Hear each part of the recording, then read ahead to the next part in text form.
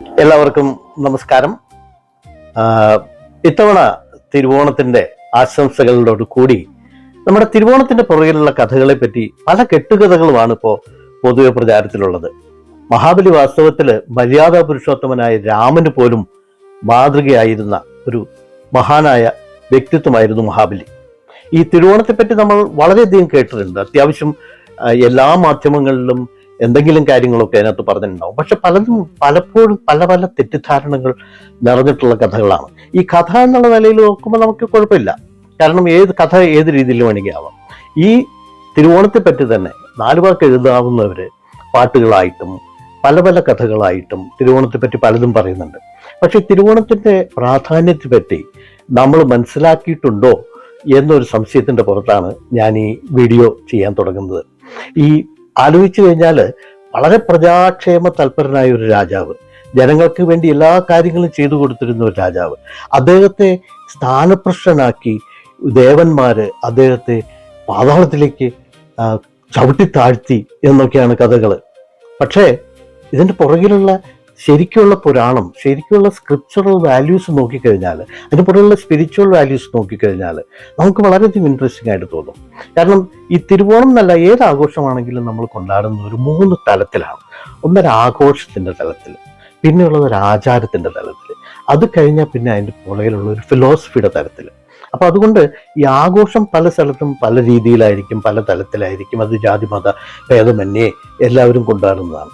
ആചാരം എന്ന് പറയുമ്പോൾ നമ്മുടെ ഓരോരോ സ്ഥലങ്ങളിലുള്ള പ്രാധാന്യം, ആ സ്ഥലത്തെ പറ്റിയുള്ള അവിടെ ആൾക്കാർ എങ്ങനെയാണ് ആചരിച്ചു വന്നത്, അങ്ങനെയൊക്കെയുള്ള രീതിയിൽ പല പല ആചാരങ്ങൾ വരും.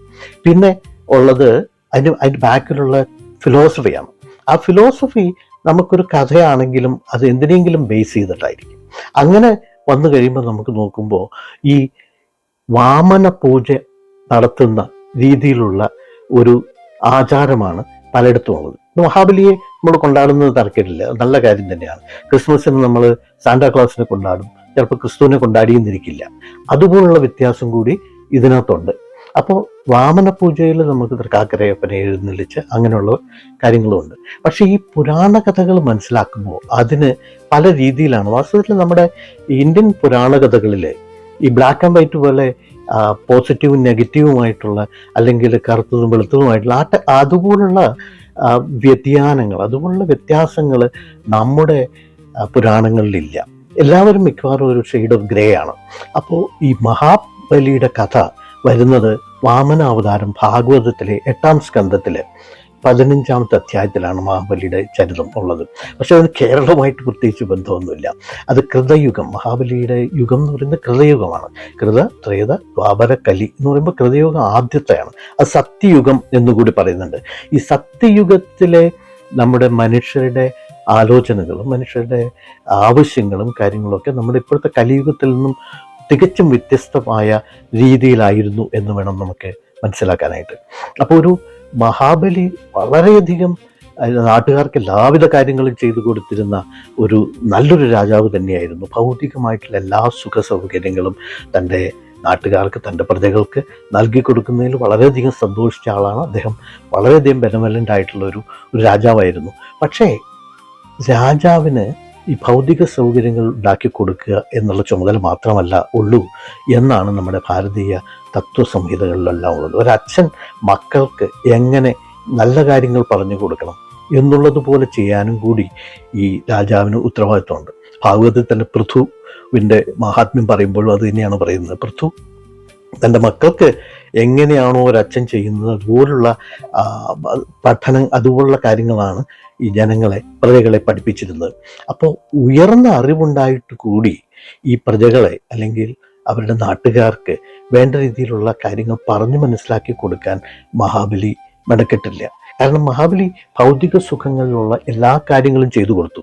പക്ഷെ ഭൗതിക സുഖത്തിന് അപ്പുറത്ത്, അതിനപ്പുറത്തേക്ക് കടന്നു പോകുമ്പോഴാണ് പൂർണ്ണത ഉണ്ടാവുക എന്നുള്ള ഒരു സങ്കല്പം അത് അദ്ദേഹത്തിന് ഉണ്ടായിരുന്നില്ല.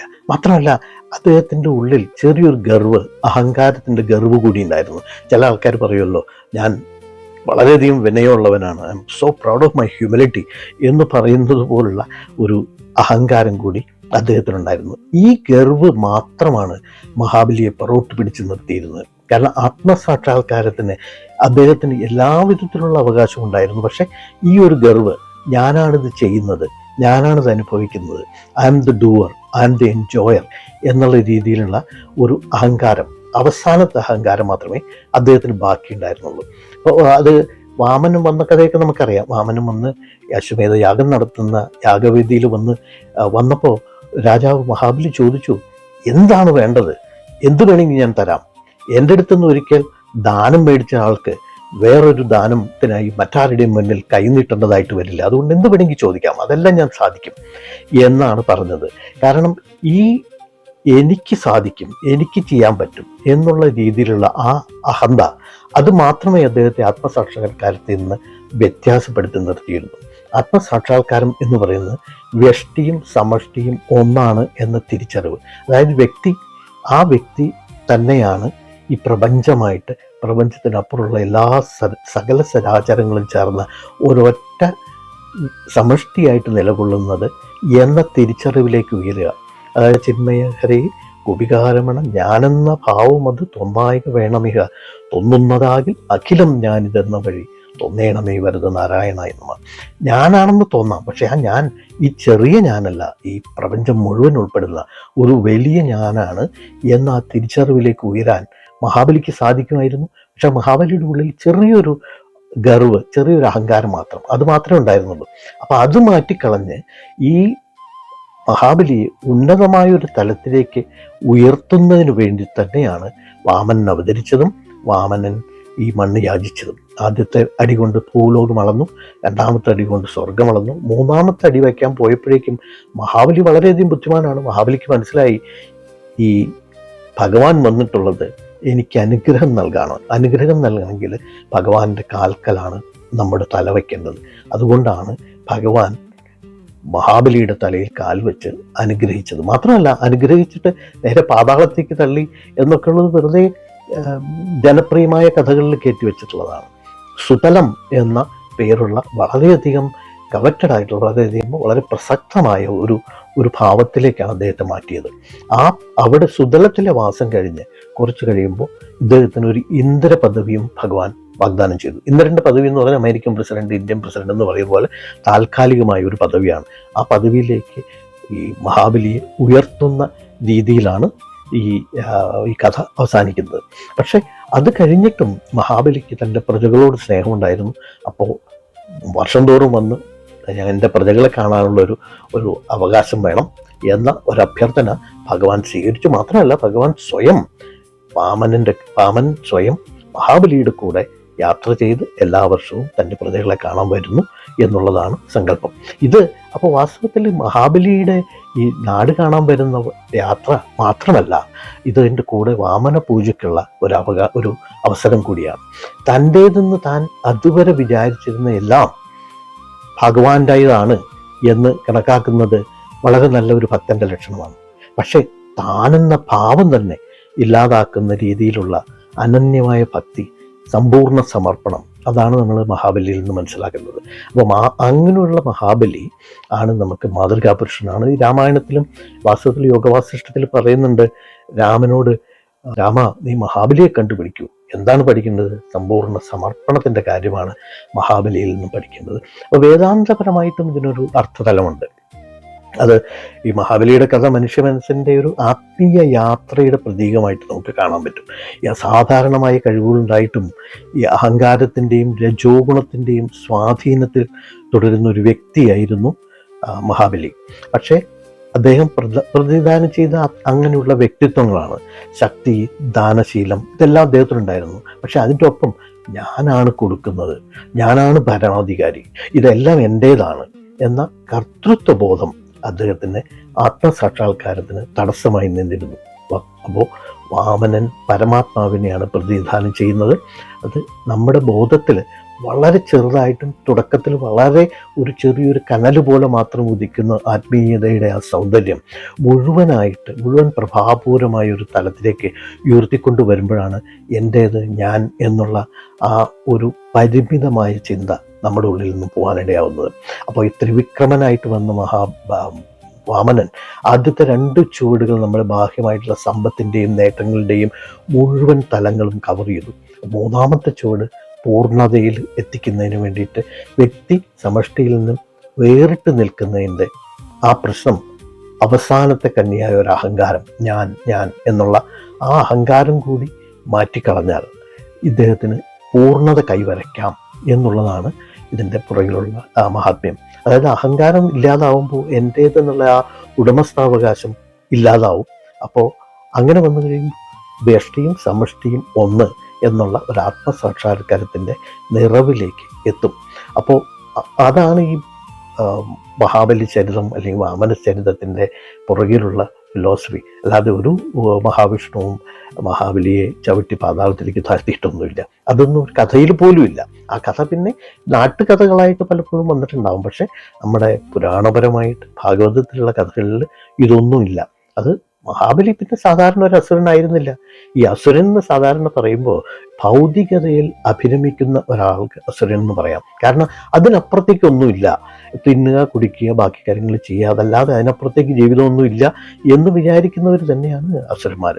പക്ഷെ അതിനെ അതിജീവിക്കാനായിട്ട് മഹാബലിക്ക് സാധിക്കുമായിരുന്നു. കാരണം വളരെ ചെറിയൊരു കാര്യം കൂടി മാത്രമേ അദ്ദേഹത്തിൽ പൂർണ്ണതയ്ക്ക് കുറവായിട്ട് ഉണ്ടായിരുന്നുള്ളൂ. അപ്പോൾ ഓണം പണ്ടത്തെ സമ്പന്നമായ ഒരു രാജ്യത്തിൻ്റെ ആഘോഷം മാത്രമല്ല, പ്രജകൾ സ്നേഹിച്ചിരുന്ന ഒരു രാജാവിൻ്റെ വരവ്, വർഷത്തിലൊരിക്കലുള്ള വരവ് മാത്രമല്ല, പക്ഷേ ഓരോ മനുഷ്യൻ്റെയും മനസ്സിൽ സാധ്യമായ മഹത്തായ ഒരു പരിവർത്തനത്തെയാണ് ഓണം ആഘോഷിക്കുന്നത്. അതായത് അഹങ്കാരത്താൽ ബന്ധിതമായ വ്യക്തി യഥാർത്ഥ പൂർണ്ണതയിലേക്ക് ഉയരുന്ന ഒരു പരിവർത്തനം.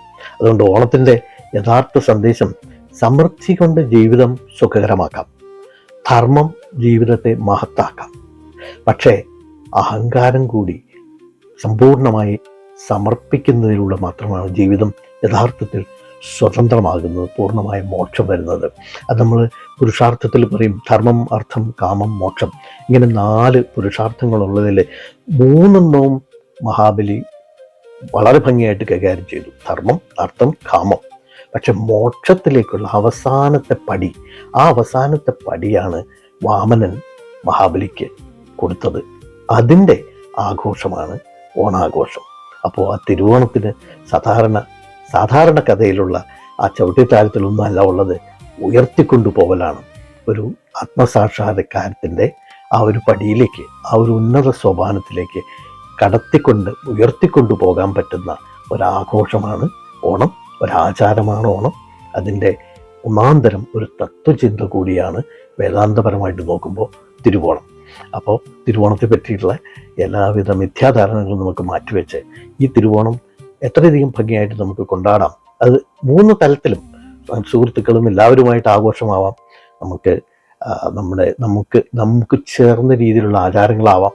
അതിൻ്റെ കൂടെ ഒരല്പം ആത്മവിചിന്തനം കൂടി ചെയ്താൽ നമുക്ക് ഓണം അതിമഹത്തായ ഒരു ഉത്സവമാക്കാം.